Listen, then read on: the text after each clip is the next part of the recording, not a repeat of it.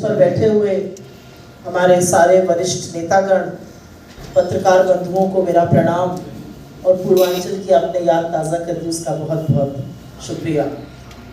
कामिनी झा जी मिथिला की गायिका हैं और बहुत मधुर आपने गाया।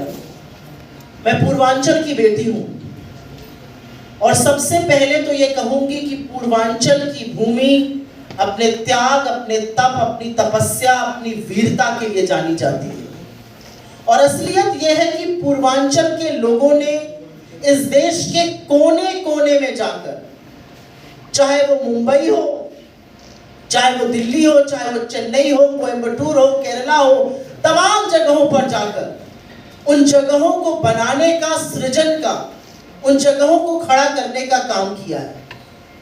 लेकिन एक शर्मनाक असलियत ये भी है कि वो रीढ़ की हड्डी की तरह बनकर खड़े हो जाते हैं और जगहों को बनाते हैं, उनका सृजन करते हैं, लेकिन जब उनके हक की बात आती है तो कहीं ना कहीं उनके साथ बेईमानी की जाती है।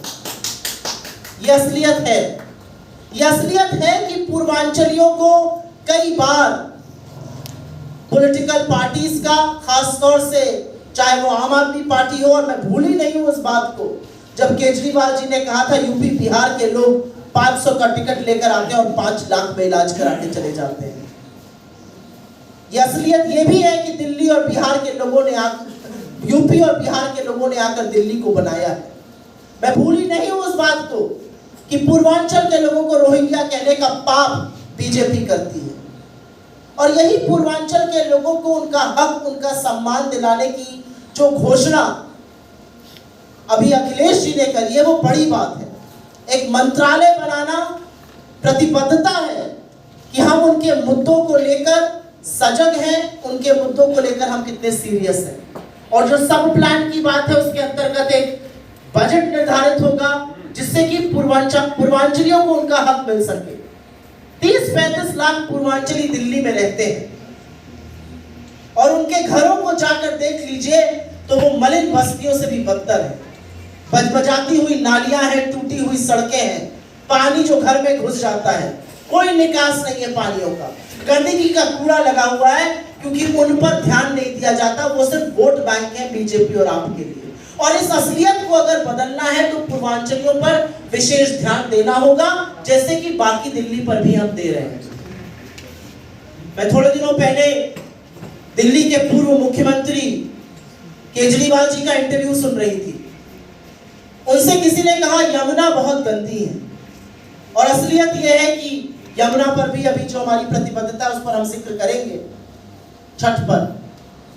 उन्होंने कहा यमुना गंदी इसलिए है क्योंकि जो लोग बस्ती में रहते हैं और अधिकांश उसमें से पूर्वांचली हैं, उनकी नालियों का पानी वहां आता है।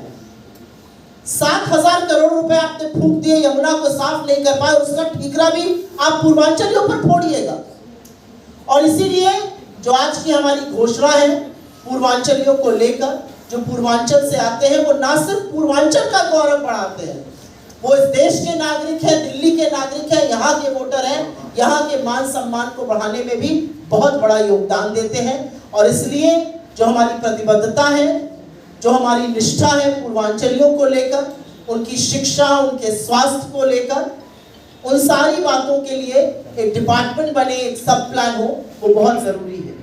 30-35 लाख लोगों को नजरअंदाज करके सिर्फ वोट बैंक मानने का जो दुष्कर्म बीजेपी और आम आदमी पार्टी ने किया है, ये कुचक्र खत्म होना पड़ेगा। बहुत धन्यवाद।